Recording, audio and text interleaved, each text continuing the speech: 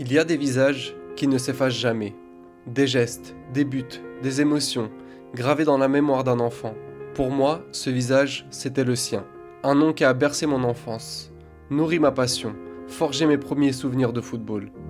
Des mains de Lobanovski au sacre de la Ligue des Champions sous Ancelotti, des terrains de Tchernobyl au tapis rouge du Ballon d'Or, des ténèbres d'Istanbul à la résurrection de l'Euro 2012. Voici une histoire, un destin, une légende. Andriy Shevchenko. Andriy naît le 29 septembre 1976 dans la région de Kiev. Fils de militaire, il pratique tout d'abord le hockey, sport très populaire en URSS. Jouant aussi à côté au foot pour son école, Andriy est repéré par un entraîneur des jeunes du Dynamo Kiev lors du tournoi 1986 à l'âge de 9 ans. Alors qu'il vit assez loin des infrastructures du club, sa famille se laisse convaincre de rejoindre le club le plus connu du paysage soviétique. Mais cette rencontre avec le football sera brusquement interrompue le 26 avril 1986. Pripyat, ville située à 130 km de Kiev. Le réacteur numéro 4 de la centrale de Tchernobyl explose. Devant la plus grande catastrophe nucléaire du XXe siècle, une bonne partie de la région est contrainte d'être évacuée et la famille Shevchenko en fait partie. Alors que cet événement dramatique aurait pu éloigner Sheva définitivement du Dynamo, il revient dans sa région d'origine quelques temps après. En intégrant les jeunes du club, il a le privilège de pouvoir voyager à l'étranger, chose rare pour la population à cette époque. Lors d'un tournoi en l'honneur de l'ancienne gloire galloise Jan Rush, Shevchenko termine meilleur buteur, tout en étant le plus jeune. La légende des Reds lui offre ses crampons. Il faut savoir qu'à l'époque de ses jeunes années, Andriy n'évolue pas toujours à la pointe de l'attaque, puisque son premier poste est situé au cœur du jeu, dans un rôle de box-to-box. Lors de l'année 1992, les jeunes s'envolent pour l'Italie, tout près de Milan. Ils visitent le San Siro, et là c'est le coup de cœur. Selon ses dires, il s'est senti directement comme chez lui, en rêvant un jour de porter le maillot rouge et noir, dans cette enceinte. Prémonitoire. Sheva monte les échelons chez les jeunes et intègre progressivement le groupe pro. Il fait sa première apparition en championnat en novembre 1994, face au Shakhtar. Il n'a alors que 18 ans. 3 semaines plus tard, titulaire face au Dnipro, il marque son premier but. Aligné une semaine après en Ligue des Champions, pour le dernier match de poule face au Bayern Munich, il inscrit son premier but européen. Il en mettra 58 autres lors de sa carrière, sans compter la Supercoupe ou la Coupe UEFA. L'année suivante est celle de la révélation. Sous les ordres de Jozef Sabo, il devient titulaire et termine directement meilleur buteur de la saison 95-96 avec 19 buts, toutes compétitions confondues. Jozef Sabo est promu sélectionneur national cette même saison et cumule donc les 2 emplois. Son protégé rayonne avec les espoirs. Il l'intègre avec les A juste avant de souffler ses 19 bougies. Il marquera son premier but face à la Turquie l'année suivante. Malgré ce coup de pouce, c'est un autre homme qui va façonner Shevchenko, tel qu'on le connaît en tant que joueur accompli. Il s'appelle Valeri Lobanovski. Celui qui disait que le talent, c'est l'aptitude à exécuter correctement un grand nombre d'actions simples, était plus qu'un entraîneur. Un stratège qui considérait que le collectif était la clé de la réussite. Légende vivant dans son pays, il reprend à nouveau les rênes du Dynamo en 1997, avec pour objectif de redorer l'image du club sur la scène européenne, mais avec des moyens très limités. Il s'appuie sur des jeunes joueurs autour de ses principes, pressing intense, discipline tactique, transition rapide. C'est l'année de la grande révélation pour Andriy. En plus d'être sacré champion d'Ukraine, il termine avec 19 buts en championnat et le titre de meilleur joueur. 33 buts toutes compétitions confondues, devancé par son acolyte Sergei Rebrov, qui en mettra 37. Dans ce 4-4-2 très structuré, l'exigence de Lobanovski est immense. Il analyse les données des matchs, demande à ses joueurs de parcourir 13 km et débriefe ses chiffres avec des mathématiciens. Un grain de folie guardiolesque à la sauce soviétique, avec 30 ans d'avance. L'intensité mise dans chaque rencontre forge le jeune Shevchenko, qui suit les ordres quasi militaires de son gourou. De nature réservée mais déterminée, il éclabousse l'Europe de par son talent. Un soir de 5 novembre au Camp Nou, le Dynamo tabasse le Barça de Louis van Gaal 4-0, avec un triplé de Sheva et un but de Rebrov, 2 semaines après les avoir fracassés 3-0 à domicile. Rivaldo et Figo sont humiliés par la fougue d'un collectif bien trop monstrueux. Sur cette année, le Dynamo sera stoppé par la Juve en quart de finale. Dans ce fameux duo d'attaquants, Sheva prend la profondeur et bouffe ses adversaires. Clinique mais pas radin, il sait aussi se mettre au service de son ami. En fin de carrière, il déclarera « Rebrov a été mon meilleur partenaire d'attaque ». La dernière saison avec le Dynamo sonnera comme l'apogée et confirmera définitivement le talent immense de Shevchenko. En phase finale de groupe, les Ukrainiens finissent premiers devant Lens, Arsenal et le Panathinaikos. The Independent titrera après un but de Shevchenko et une victoire 3-1 face aux Gunners, le Ronaldo blanc met Arsenal à terre. Une comparaison ô combien flatteuse quand on connaît l'aura qu'a laissé R9 dans le foot. Mais cette comparaison n'est surtout pas volée, car Shevchenko fait partie de cette nouvelle génération d'attaquants, rapides, capables de décrocher, de dribbler son adversaire et possédant un sens du but hors pair. Le Dynamo hérite du tenant du titre, le Real Madrid en quart de finale. Shevchenko inscrit 3 buts sur l'ensemble des 2 matchs et qualifie son équipe pour les demi, avec un score cumulé de 3-1. Ils seront stoppés en demi-finale par le grand Bayern Munich dans une opposition très équilibrée. Après un 3-0 à domicile avec un doublé du numéro 10, le Dynamo s'inclinera 1-0 en Allemagne. Andriy finit meilleur buteur de la compétition cette saison avec 8 réalisations. Pour son dernier match sous les couleurs bleu et blanc, Shevchenko inscrira un doublé en finale de Coupe d'Ukraine. Un au revoir conclut sur ce but d'anthologie. 1er juillet 1999, Shevchenko signe au Milan AC. À 21 ans, c'est un montant record pour un Ukrainien, qui s'élève à 24 millions d'euros. Il arrive dans le club le plus huppé de ces années 90. Il faut se rendre compte qu'il passe derrière la génération néerlandaise Rijkaard, Gullit, Van Basten. C'est un club qui remporte entre 1990 et 2000 6 titres de champion d'Italie, 2 Ligues des Champions ainsi que 2 finales perdues. Depuis tout à l'heure, je l'appelle Sheva. Mais il faut savoir que ce surnom arrive réellement qu'à partir de son aventure milanaise. Il hérite du numéro 7, car jusqu'à présent, il évoluait sous le numéro 10 au Dynamo et en sélection. Il raconte que le 10 appartenait à Zvonimir Boban et que le 7 était sur le dos d'Ibrahim Ba. Ce dernier est venu lui offrir ce numéro en lui disant qu'il lui porterait chance. Shevchenko dit qu'il a appris ensuite par le biais d'un ami israélien que Sheva signifiait le chiffre 7 en hébreu. Cette arrivée se fait dans un Milan tenant du titre en Serie A, mais qui est paradoxalement en reconstruction. Le front de l'attaque est plutôt bien fourni, avec Birov, Georges Weah. Aucune inquiétude pour le fils de militaire, qui n'a pas froid aux yeux. Parfois placé sur le côté par son entraîneur, Sheva n'est pas dérangé et plante but sur but. Son intégration est ultra rapide. Il finit par pousser le Ballon d'Or 1995 vers la sortie. Le Libérien, agacé de ne plus être la tête d'affiche, part en prêt à Chelsea lors du mercato hivernal de la même saison. Et malgré une 3e place en championnat, Shevchenko réussit sa première saison avec 24 réalisations. Porte-drapeau d'un pays qui finira par connaître la douleur immense d'une souffrance au XXIe siècle, Shevchenko n'est à cette époque pas du tout concerné par la vie politique, mais son statut de nouvelle star du football européen met en lumière à travers lui la sélection lors de la qualification à l'Euro 2000. L'Ukraine est dans un groupe relevé, avec notamment la France et la Russie. La qualification se joue entre ces 3 nations lors de la dernière journée. L'Ukraine est la mieux placée pour le billet direct, mais pour cela, elle doit aller chez son grand frère et voisin russe, qui après s'être incliné à Kiev à l'aller, fonde de gros espoirs sur la qualif avec une pointe de mépris pour un pays qui a vu certains choisir la Russie comme nationalité sportive après la disparition de l'URSS en 1992. Une victoire assurait à l'Ukraine la première place. Cependant, rien ne se passe comme prévu. Trezeguet libère la France face à l'Islande en marquant le but du 3-2, pendant que Karpin ouvre le score à Moscou à la 75e minute. Scénario catastrophe, l'Ukraine se retrouve à ce moment précis totalement éliminée. C'est alors qu'à la 88e minute, sur ce coup franc anodin entre les pieds de Sheva. Il tente un centre-tir que le magnifique Filimonov relâche dans ses filets.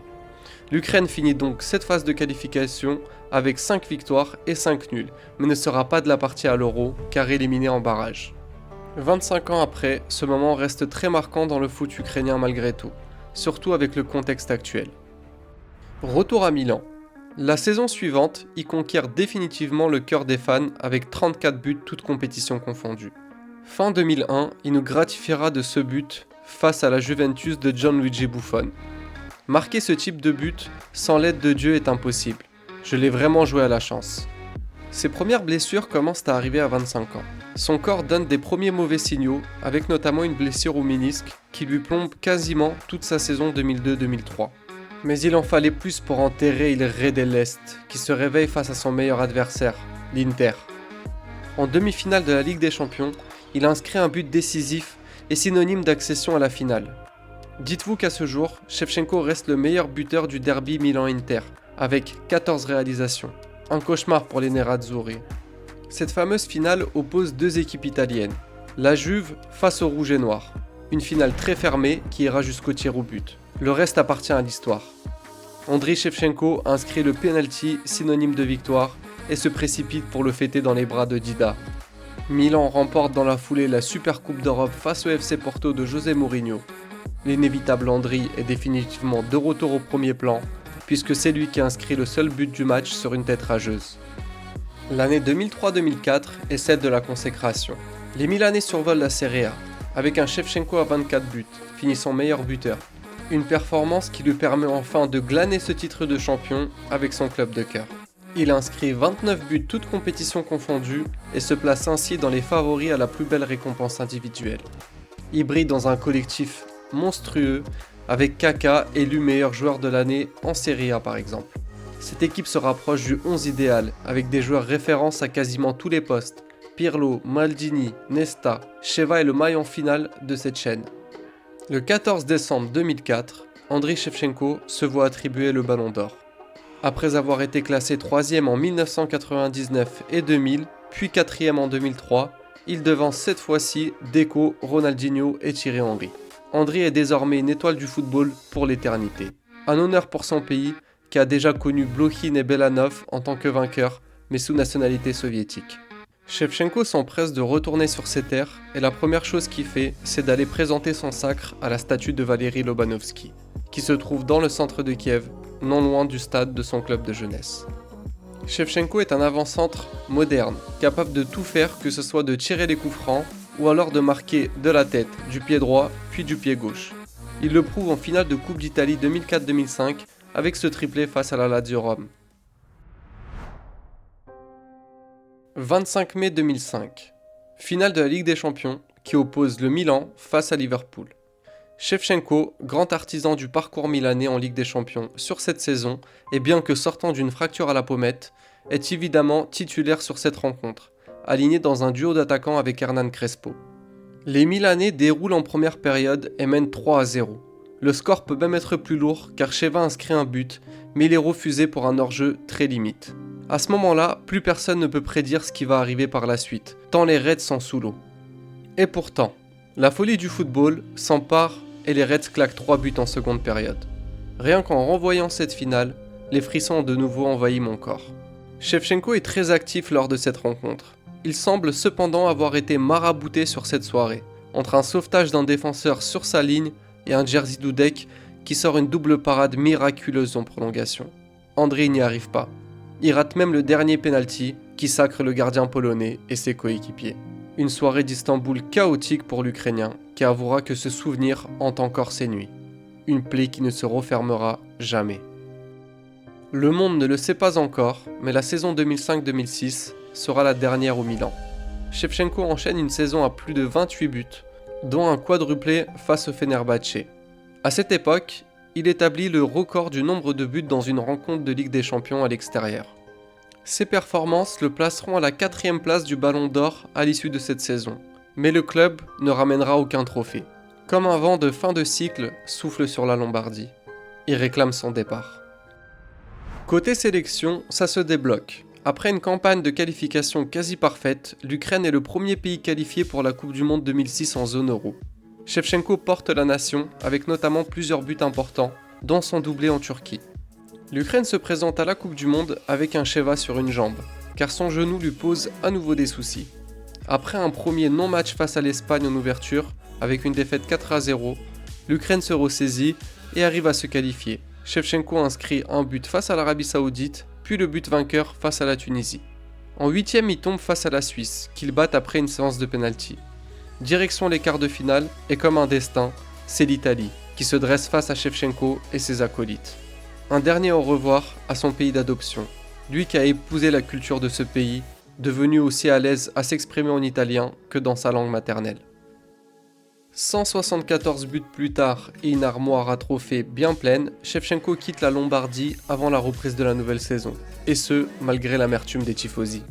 Deuxième meilleur buteur de l'histoire du club derrière le Suédois Gunnar Nordahl, qui évoluait dans les années 50, une performance d'autant plus notable que le championnat est durant ces années 90-2000 réputé le plus relevé en Europe. Roman Abramovich, alors propriétaire de Chelsea, finit par s'offrir Andriy Shevchenko le 1er juillet 2006, après une première approche infructueuse en 2004. Pour cela, il a mis le paquet, 45 millions d'euros, un record pour l'époque. Sheva est la nouvelle tête d'affiche de la Première Ligue avec Balak. À 30 ans, c'est le dernier immense défi de sa carrière. Lors de son premier match avec les Blues, Shevchenko marque un but face à Liverpool, en Supercoupe d'Angleterre.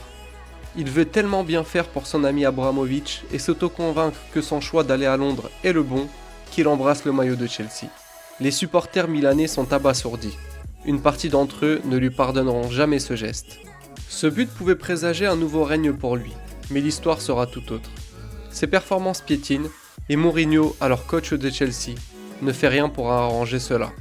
Alors que l'effectif milanais jouait pour lui, il est hors de question de le porter en star aux yeux du coach portugais, qui préfère ses soldats. Mis en concurrence avec un attaquant comme Didier Drogba, son temps de jeu s'amoindrit rapidement. Shevchenko avouera en 2021 concernant Mourinho. On ne s'entendait pas vraiment à Chelsea, mais tout cela est aujourd'hui derrière nous. J'ai beaucoup de respect pour lui. Au-delà de ses différends avec Mourinho, Shevchenko est énormément impacté par les blessures. Genoux, dos, ça en devient chronique. Une carrière commencée aussitôt, la charge imposée par la méthode au Dynamo, sa suite au Milan, son mental est mis à rude épreuve avec un statut difficile à assumer. Le défenseur israélien Tal Benaim n'est pas tendre à ce sujet envers l'Ukrainien lors d'un entraînement, ce qui fait dégoupiller Shevchenko qui l'envoie au tapis après un enchaînement digne des plus belles heures des frères Klitschko. Cette histoire rapportée par Wayne Bridge et confirmée par John Obi Mikel démontre la nervosité et le mal-être qu'il ressentait à cette époque. L'une des grandes qualités durant sa carrière était sa vitesse. Alors dès la fin de sa première saison, Chelsea veut lui redonner un second souffle. Darren Campbell, sprinter anglais, entraîne Andriy, mais les effets ne seront que minimes. L'année 2007-2008 est une quasi-disparition des radars pour lui à Londres. Il n'inscrit que 8 petits buts en 25 apparitions, toutes compétitions confondues. Il ne sortira même pas du banc lors de la finale de Ligue des Champions face à Manchester United, perdue au pénalty. Shevchenko ne remporte qu'une coupe de la Ligue et une coupe anglaise en 2 saisons. Il n'inscrit que 22 buts au total, avec tout de même plusieurs bijoux qui rappelaient aux Blues la qualité exceptionnelle du joueur. Shevchenko avait quitté le Milan pour plusieurs raisons, et les principales étaient surtout portées autour de sa femme, qui souhaitait vivre en Angleterre. Berlusconi, très proche de Shevchenko, étant parrain d'un de ses enfants, avait ouvertement critiqué dans la presse l'influence négative de son épouse. L'Ukrainien, voyant que son aventure londonienne avait tourné au vinaigre, décida de retourner dans le club qu'il avait couronné roi. Mais plus rien n'est pareil. Ni le club, ni l'effectif, ni le numéro de Sheva. Ce dernier n'est plus ce qu'il était. Et malgré tout l'amour qu'Ancelotti lui porte, le coach italien le sait. Il se contente de le faire entrer pour faire souffler Pato ou Inzaghi. La saison se termine avec seulement 2 petits buts au compteur. Sheva dévale la piste noire du déclin. Suite à ce prêt d'1 an, il revient dans un anonymat quasi total à Chelsea. Le club ne souhaite pas le garder, tant le salaire du joueur reste élevé. Ça tombe bien, Shevchenko veut terminer sa carrière là où il l'a commencé. À la veille de ses 33 ans, il retourne au Dynamo, sans indemnité de transfert. Un dernier challenge et une mise en lumière sur le football national qui connaît une belle ascension avec des représentants solides en Europe tels que le Shakhtar, le Metalist ou le Dnipro.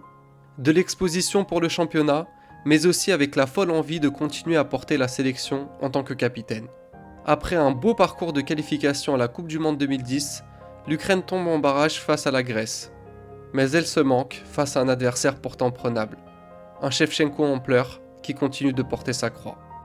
Blessé de manière récurrente, il réussit quand même à participer grandement au parcours de son club jusqu'au quart de finale de la Ligue Europa lors de la saison 2010-2011.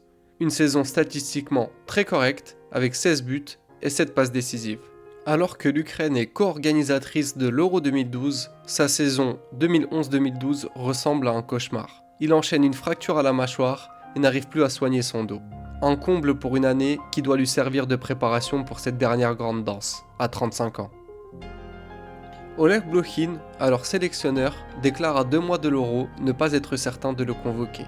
Un suspense palpitant qui se termine lors du match d'ouverture face à la Suède avec un Shevchenko titularisé à la surprise générale. La poignée de main entre Zlatan Ibrahimovic et Andrei Shevchenko sonne comme une passation de pouvoir entre l'ancienne gloire et l'actuelle. Quand la télé pose l'image sur cette accolade, nombreux sont les spectateurs qui ont déjà oublié ou perdu l'Ukrainien de leur radar. Même Zlatan semble ne pas mesurer l'immense joueur auquel il fait face à cet instant. Qu'importe, cette histoire sera magnifique. Le Suédois ouvre le score à la 52e minute. Il aura à peine eu le temps de le savourer que le miracle se produit.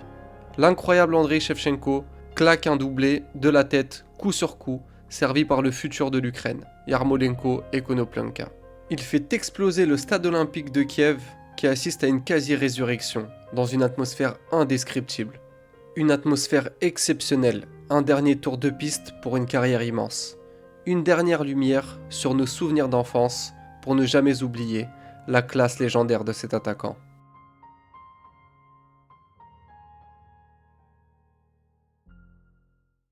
N'ayant connu finalement que 3 clubs au cours de sa carrière pour un total de 326 réalisations, sa contribution a été immense dans l'obtention des différents trophées.